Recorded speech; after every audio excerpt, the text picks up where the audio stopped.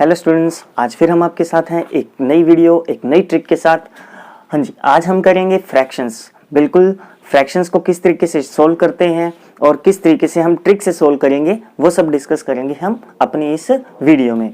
सबसे पहले मैं आपको ये बताऊंगा स्टूडेंट कि फ्रैक्शन को हम नॉर्मली कैसे सोल्व करते हैं या स्टूडेंट्स कि किस तरीके से हम इसे सोल्व करते हैं, ताकि आपको पता चले कि ट्रिक से हमें क्या बेनिफिट मिलेगा। तो देखिए, मान लेते हैं कि हमारे पास एक क्वेश्चन है। अब इससे हम सोल्व करते हैं तो नॉर्मली हम कैसे सोल्व करते हैं कि सबसे पहले हम इसका एलसीएम लेते हैं 2, 3 एंड 4 का। हमें पता है 2, 3 एंड 4 का एलसीएम क्या आएगा, 12। फिर नेक्स्ट स्टेप हमारा क्या होता है यहाँ पे कि 2 को 12 से डिवाइड करते हैं तो 12 को 2 से डिवाइड करते हैं तो आंसर 6 आएगा। 6 का मल्टीप्लाई 1 से किया 6। 12 divide by 3 4, 4 into 2 8 and 12 divide by 4 3 into 3 9। और अब आप इसे सोल्व करोगे तो आपके पास आंसर क्या आ जाएगा स्टूडेंट, 6 और इंटू 6 प्लस 8 14 प्लस 9 23 बाई 12। और इसे सोल्व करोगे तो 1 से 11 बाई 12। ये आपका एग्जैक्ट आंसर है। अब ये कैसे बना, इससे जिसको नहीं पता तो ध्यान रखिए, 23 को 12 से जब हम डिवाइड करते हैं तो ये 1 पे जाएगा और रिमाइंडर है 11। ये लिखने का जो तरीका होता है वो स्टूडेंट ऐसे जाता है, ऐसे लिखा जाएगा इसको कि 1 सही 11 बाई 12, 1 11 12, 1 11 12, इस तरीके से लिखा जाता है। ये तो था सिंपल मेथड जो नॉर्मली करते हैं। अब इसी मेथड को चेंज करते हैं स्टूडेंट, थोड़ा सा आसान बनाते हैं। तो किस तरीके से, देखिए सेम यही क्वेश्चन है, बस आपको ये ध्यान रखना है कि 2, 3 एंड 4 एलसीएम 12 आएगा। तो 2 को 12 बनाना है तो 6 चाहिए, तो 6 से ऊपर नीचे मल्टीप्लाई डिवाइड कर दीजिए 6 से। यहाँ 12 बनाने के लिए 4 चाहिए तो 4 से मल्टीप्लाई डिवाइड कर दीजिए। और यहाँ 12 बनाने के लिए 3 चाहिए तो 3 से मल्टीप्लाई डिवाइड कर दीजिए। ठीक है स्टूडेंट्स, तो इससे हमारी जो यहाँ पे लाइन आई थी जिससे हम कैलकुलेशन कर रहे थे वो वाली लाइन हमारी यहाँ से स्किप हो जाती है और हम अपनी कैलकुलेशन को थोड़े कम समय में कर सकते हैं। तो हमारे पास आंसर क्या आ जाएगा, एलसीएम 12 आएगा सभी का, 12 12 12 बन रहा है। तो ये आपके पास 1 इंटू 6 6 हो गया, 2 इंटू 4 8 हो गया, 3 इंटू 3 9 हो गया। ये कैलकुलेशन उन बच्चों के लिए आसान रहती है जिन बच्चों को एलसीएम लेने में थोड़ी बहुत दिक्कत आती हो और या एलसीएम लेने के बाद मल्टीप्लाई में प्रॉब्लम आती हो। तो अब देखिए, इसको सोल्व करोगे तो वही 23 बाई 12 और इसे सोल्व करोगे तो 1 से 11 बाई 12 आपका एग्जैक्ट आंसर हो जाएगा। ये तो था स्टूडेंट सिंपल बेसिक फ्रैक्शन का कि फ्रैक्शन कैसे सोल्व होती है। अब हम बात करेंगे कि फ्रैक्शन की ट्रिक्स के बारे में। जी हाँ, अब बात करेंगे फ्रैक्शंस की ट्रिक्स के बारे में। तो ट्रिक से कैसे सोल्व करेंगे वो देखिए स्टूडेंट्स, आपके पास सबसे पहले इसको लिखने का तरीका देखिए। हमारे पास जो यहाँ पर आंसर आया है 1 सही 11 बाई 12, इसको मैं ऐसे भी लिख सकता हूँ 1 प्लस 11 बाई 12। बिल्कुल, ये और ये दोनों वैल्यू सेम है। अगर आप सोल्व करोगे, देखो इसे सोल्व करेंगे तो ये आंसर आएगा ही, बैक स्टेप चला जाए तो। अब देखो, अगर मैं इसे सोल्व करता हूं तो देखो एलसीएम 12 आएगा, ये 12 इंटू 1 12 प्लस 11, तो अभी आपका 23 बाई 12। तो ये वाला आंसर और ये वाला आंसर सेम है। तो इसका मीनिंग मैं ये कह सकता हूं कि ये और ये बिल्कुल क्या है, सेम है। इससे क्या हमें फायदा है कि हम किसी भी डिजिट, मान लेते हैं कि हमारे पास अगर ये लिखा हुआ है तो मैं इसको क्या लिख सकता हूं स्टूडेंट, 2 प्लस 3 बाई 4 लिख सकता हूं।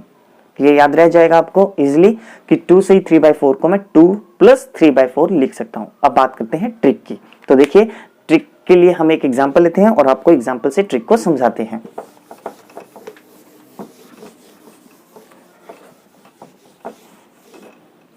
हाँ जी, एक सिंपल सा एग्जांपल है स्टूडेंट, 1 से 1 बाई 4 प्लस 2 से 1 बाई 2, 1 से 1 बाई 4 प्लस 2 से 1 बाई 2। मैंने एक एग्जांपल लिया अपनी मर्जी से, आप कोई भी एग्जांपल ले सकते हो जिसमें मिक्स फ्रैक्शन हो। ठीक है, अब देखिए यहाँ पे आपके पास, इसे मैं क्या लिख सकता हूँ स्टूडेंट, अब पूरा डिस्क्राइब करने के लिए एक बार देखिए, इसे मैं क्या लिख सकता हूँ 1 प्लस 1 बाई 4, इसे क्या लिख सकता हूँ 2 प्लस 1 बाई 2 लिख सकता हूँ। ठीक है, अब जो न्यूमेरिक वैल्यू है हमारे पास डायरेक्ट, तो 1 प्लस 2 वो अलग हो जाएगी और जो हमारे पास फ्रैक्शनल पार्ट है वो हमारा अलग हो जाएगा ऐसे। ठीक है, अब देखिए इसे सोल्व करोगे तो ये आपके पास 3 प्लस, और इसे सोल्व कर लो तो आपके पास क्या आ जाएगा, एलसीएम 4 आ जाएगा और यहाँ पे 1 प्लस 2, तो ये आपके पास 3 बाई 4 हो गया। तो आंसर क्या हो गया, 3 प्लस ये आपके पास 3 बाई 4, तो आपका ऑल ओवर आंसर हो गया 3 से ही 3 बाई 4। ये आपका एग्जैक्ट आंसर हो गया। ठीक है, स्टूडेंट्स अब नेक्स्ट देखिए, इसी में ही ये आपका आंसर था, लेकिन अगर आप इतने स्टेप नहीं करना चाहते, कम स्टेप में भी करना चाहो तो भी आप अपना आंसर डायरेक्ट ले सकते थे। देखिए कैसे, 1 + 2, तो आपका आंसर क्या आएगा 3। 1 + 2 आंसर क्या आएगा 3। अब यहां देखिए 1/4 बचेगा और यहाँ पे 1/2 बचेगा, ठीक है। और इसकी कैलकुलेशन आप अलग से कर लीजिए, और अगर आप डायरेक्ट कर सकते हो तो डायरेक्ट कर लीजिए। ये 0.5 होता है, ये 0.25 होता है, तो 0.5 और 0.25 0.75, और 75 को मैं क्या लिख सकता हूँ 3/4 लिख सकता हूँ। अगर आप कैलकुलेशन डायरेक्ट कर सकते हो थोड़ी प्रैक्टिस से, तो आपकी एक ही लाइन में और कुछ सेकंड्स में 10 सेकंड से पहले पहले आपका आंसर आ जाएगा 3 से 3/4। अब मैं एक और एग्जाम्पल लेता हूं इसी के अंदर, ताकि आपको एक क्वेश्चन और अच्छे से समझ में आ सके।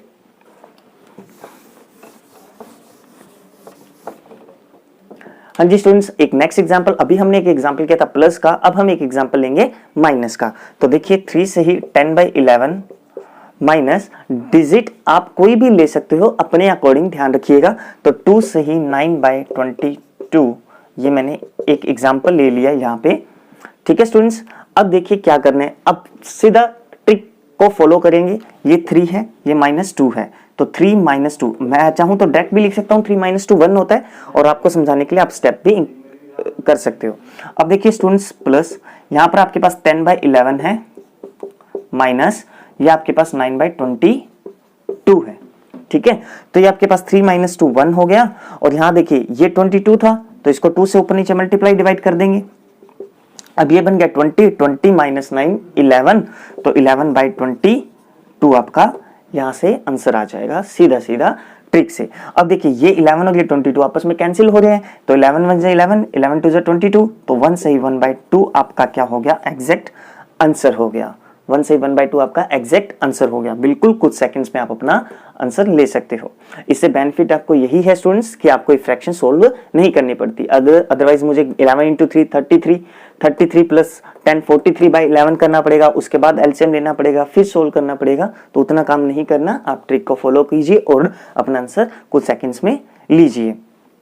नेक्स्ट एग्जाम्पल देखिए स्टूडेंट, इसी में ही अब थोड़ा सा बड़ा एग्जाम्पल लेते हैं ताकि आपको ये टॉपिक बिल्कुल क्लियर हो जाए, और आज का लास्ट एग्जाम्पल लेते हैं।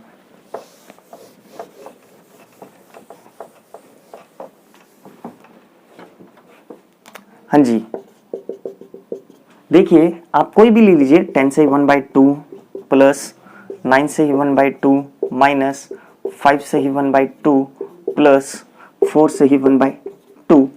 ये मैंने एक एग्जाम्पल ले लिया। अब मैं इसका पहले आपको एक लाइन में आंसर निकाल के बताता हूं, क्या इसका आंसर क्या आ सकता है। देखो ये 10 है, ये 9, 10 और 9 19, 19 में से 5 माइनस करोगे तो 14, 14 और 4 18, तो ये आपके पास 18, ठीक है। अब ये हाफ, ये प्लस का हाफ, ठीक है, ये माइनस का हाफ, ये प्लस का हाफ। अब ये माइनस का हाफ है और ये प्लस का हाफ है, ये आपस में कैंसिल हो गए, और हाफ क्या हो गया 1 हो गया। आधा और आधा एक ही होता है, सबको पता है, तो +1, तो आपका आंसर क्या आ गया 19 आंसर आ गया। देखिए बिना सोल्व किए डायरेक्ट आंसर आ रहा है, 19 आंसर आ रहा है। ये है ट्रिक का बेनिफिट, ठीक है। तो आप भी कर सकती हैं। अब इसे सोल्व करके देख लेते हैं अपनी कि 19 आंसर आता है या नहीं आता। तो देखिए 10 प्लस ये 10, ये +9 माइनस के 5 एंड प्लस के 4, ठीक है स्टूडेंट। ये प्लस, ये हाफ, ये प्लस का हाफ, ये माइनस का हाफ, और ये प्लस का हाफ। अब देखिए ये माइनस, ये प्लस, ये तो आपस में कैंसिल हो गए, ठीक है। अब यहां पे इसे सोल्व कर लीजिए, तो ये आपके पास देखिए 9 में से 5 माइनस करोगे तो 4, 4 8 और 10 18, प्लस हाफ और हाफ 1 होता है, 1, 18 और 1 19, और यही हमारा आंसर था। देखिए यहाँ पे आपने कुछ स्टेप्स फॉलो किए और यहाँ पे आपने अपना आंसर माइंड में ले लिया। तो अगर आपको ट्रिक आती है तो आप अपने आंसर को माइंड में भी ले सकते हैं और कुछ स्टेप्स करके भी कुछ सेकंड्स में आंसर ले सकते हैं, ठीक है स्टूडेंट्स। उम्मीद है आपको आज की वीडियो पसंद आई होगी और टॉपिक भी आपको समझ में आया होगा। अगर आज की वीडियो आपको पसंद आई है तो लाइक और शेयर एंड सब्सक्राइब जरूर कीजिएगा। Thank you.